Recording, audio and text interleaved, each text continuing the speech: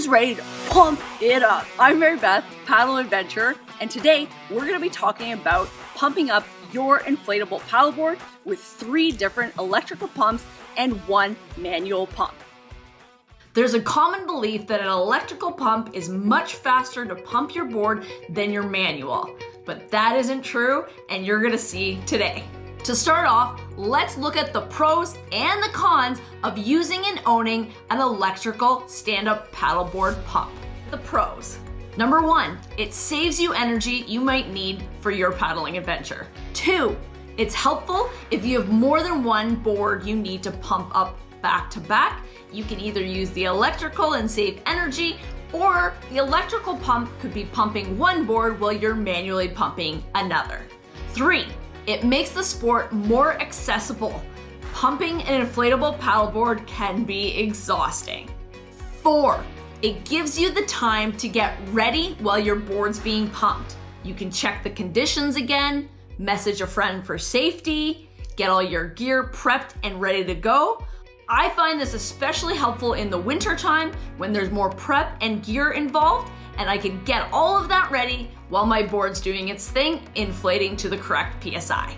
5, most electric pumps will also deflate your board. All you have to do is switch over the tube from the inflate to the deflate valve. This way, it helps you eliminate as much air out of your board as possible, making it easier to pack up. Lastly, number 6 on the pro list for electrical pumps. It's usually less bulky than the manual pump that came with your board. Let's dig into the cons of using and owning an electrical pump. 1, they are loud, especially when it kicks into the second stage of that pump, which is the majority of the pump time to get your board to the proper PSI. 2, it uses electricity or gas, which can be damaging to the environment and your wallet. 3, an extra item. Depending on the pump, you may need an extra item such as a car or an additional battery to run that electrical pump. 4, you miss out on a free workout. 5, you risk of blowing a fuse in your car. Been there, done that. 6, some board manufacturers' warranties are void as soon as you use an electrical pump. Check your board's manufacturing warranties and guidelines before purchasing and using an electrical pump. All 4 pumps we are looking at today are designed for inflatable paddleboards and are 2 stages. The 3 electrical pumps are going to pump 2 boards back to back to ensure that they can pump multiple boards in a row. We are also going to time how long it takes to pump the first board for all 4 pumps. To make things fair and consistent, we will be pumping the same 2 identical boards with all of the pumps. This way, we can see how long each pump takes to inflate the same board and how they perform on the same 2 boards getting pumped back to back. The boards we're going to be using are the Red Paddle Co. Compact 9 foot 6 inches, the Red Paddle Co. Sport, which is 11 feet 3 inches. Both boards will be inflated to a PSI of 16. I will also be using an electric pump to deflate the air out of the boards each time, creating an even playing field, comparing apples to apples. This is the Titan 2 by Red Paddle Co. This is the only manual pump that we'll be talking about today. The Titan 2 comes with any Red Paddle Co. board that you purchase. It can also be purchased online for $189 Canadian. For a manual pump, this is Queen. It's one of the fastest manual pumps I've ever used. It has a double chamber to help for ease and quickness for inflating your paddleboard. And it folds up and disassembles into a nice, neat package for ease of transport. Fold the legs down, take the handlebar out, plop it in up top, and the hose is right on the side. Attach it to the pump, and then you're bored. Let's get ready to swim. Pump it up. Ready in the clock. Let's do this. I'm short, so sometimes I gotta go to my tippy toes. Get more of the pump up. Yes. Woo! Oh, 7 o'clock. Oh. That was a sweaty one. That was a sweaty one. 4 minutes and 7 seconds. Whew. All right, time to lay back, relax, and let the electrical pumps do their thing. Our first electrical pump is the iRocker.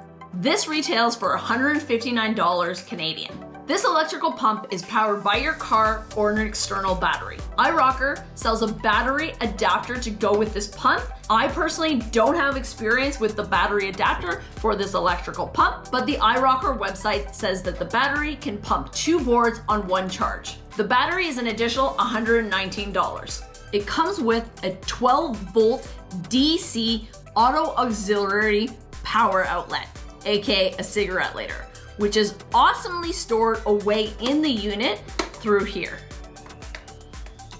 I like that it comes with an adapter to use alligator clips on an external battery or on your car's battery.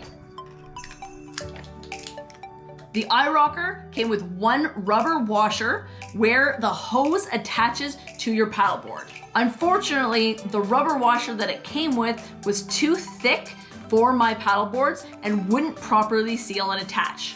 What I did was remove the washer from my manual pump that came with my board and put it on the iRocker's pump hose. The iRocker comes with a nice carrying handle, however, the hose you need to store and carry additionally. This electrical pump goes up to 20 PSI. It also allows you to set it to PSI or bar. The unit will remember the PSI. However, to set a PSI, it only has an up button. This means if you have set the PSI to 16, but the next board you go to pump needs to be 15, you need to go all the way up to 20 before the numbers reset at 0 and you continue up to PSI 15. The best thing about this is it's reliable. I've had it for almost 3 years with no issue. I've tested it in warm conditions around 35 degrees Celsius and super cold conditions for winter paddling around -15 Celsius. And go. Let it work, baby.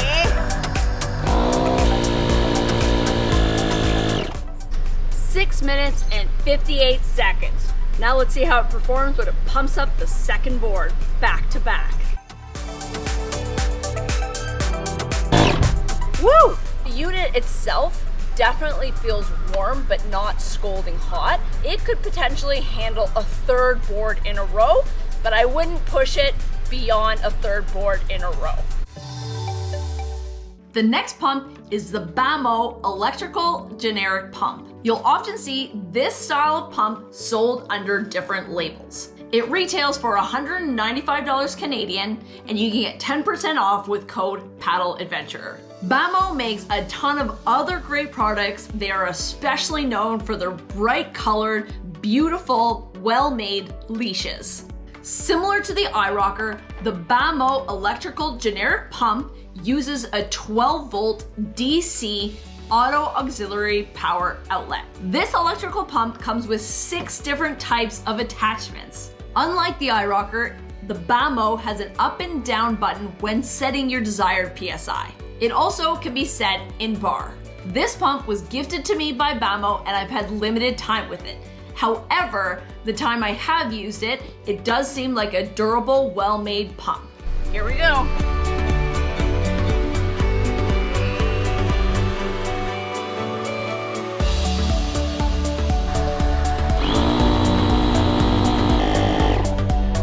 Woo! 7 minutes and 21 seconds.